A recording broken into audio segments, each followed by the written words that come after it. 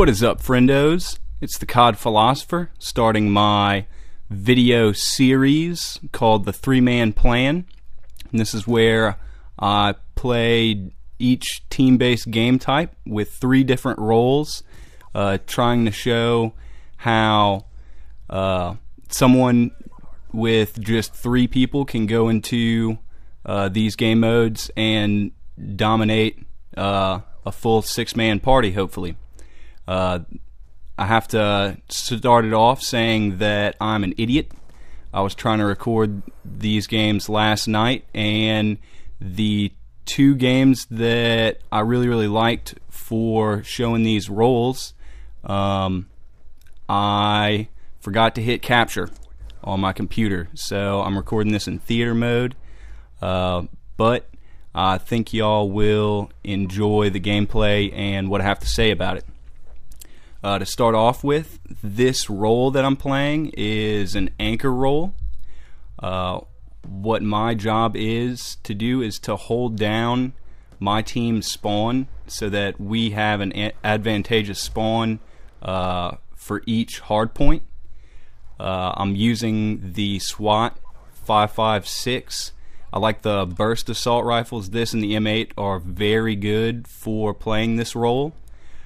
And what I'm essentially trying to do is keep my team spawn in the best spot, not necessarily push the other team out of a good spawn, but to hold a good spawn for my team.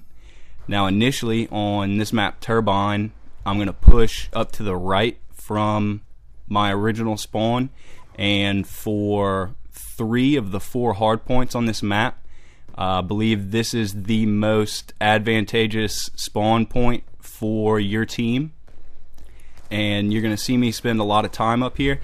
Now I will say that this is not going to be the most exciting gameplay, but I do end up going flawless, and I end up having a brutal, so I thought this would be a good gameplay to show how I hold the anchor position down. Now, I'm going to move back and forth trying to make sure that the enemies can't get into our spawn and can't get spawn control over us.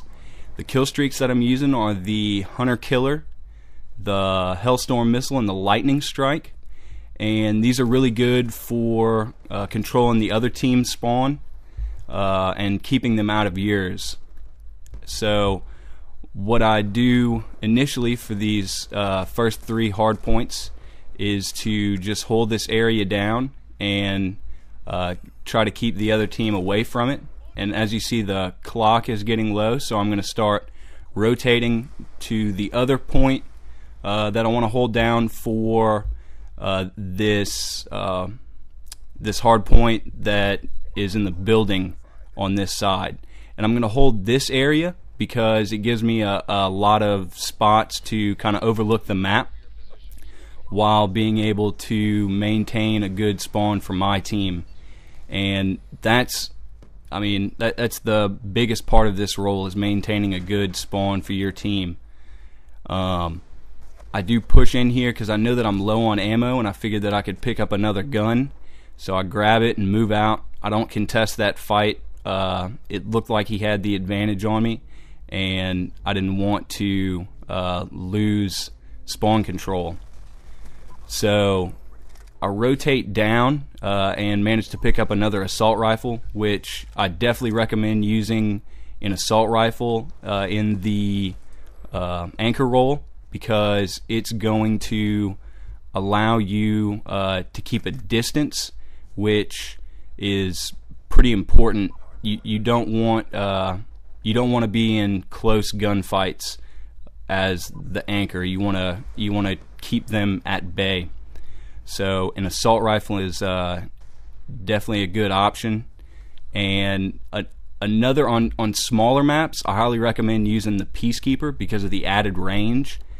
It's a really nice post-up weapon, and it allows you to move just as fast as any other submachine gun. So it is a real good option there.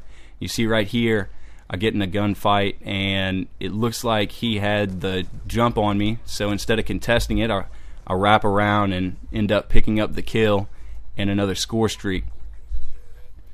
And the good thing about the Lightning Strike and the Hellstorm is that it gives the enemy team's position away to you, so you can adjust your positioning in the spawn that you want to control to better adapt and hold them back. Another real good thing about the Lightning Strike is that it will push their spawn and flip it. In some game modes, it's not necessarily beneficial, but in Hardpoint, it can be a great help as well. It allows you to put out artillery over a nice span, and you'll see right here that I move back because the hard point is at the bridge. The next hard point will be where I was just standing, and I want to control this upper area and keep them in the, I believe it's the CODom spawn, and that's for most of this map, that's where you want to keep the other team. So not necessarily this roll, you're not going to be trying to push their spawn back there, but you definitely want to keep it away from this upper area, ADOM area. So what my goal as the anchor is to keep my team spawning in an advantageous spot, and to obviously make sure that we can get control of the hard points based on our spawn position. It's definitely not the most glorified role, being a Slayer or an OBJ player is a lot more action packed, but nonetheless, this is probably, if you want to win, this is probably the most important role that you can play, because you're going to help your team tremendously by holding an advantageous spawn for yourselves.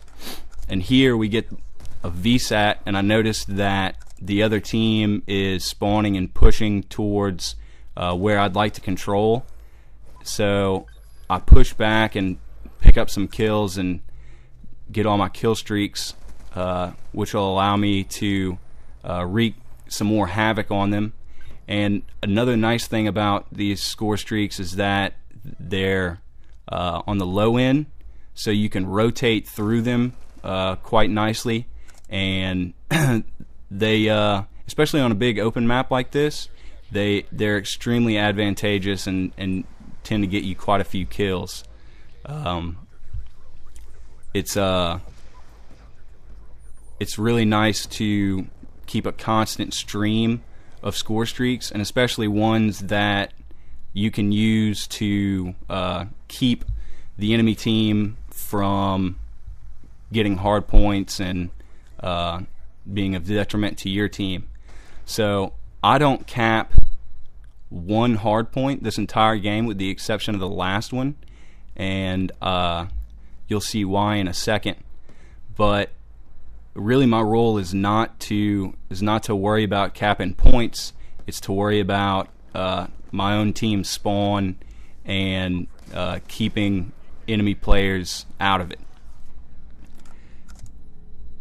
So it's really not the most glorified position. Whenever I do play hardpoint, I tend not to try to take on this role, but it's one that I keep in my mind whenever I'm playing, so that whenever I do need to hold my team spawn in a certain spot, I can position myself to do so. And it's really all about map control in most game modes. So having someone who's dedicated to controlling your spawn is extremely advantageous. And so I get the brutal right there, and I know that the game's winding down, and I was going to try to see if I could maybe go for that nuclear, but time ends up running out on me. Oh well, it happens. So the video's coming to an end. Hope y'all enjoyed it, and thanks for watching.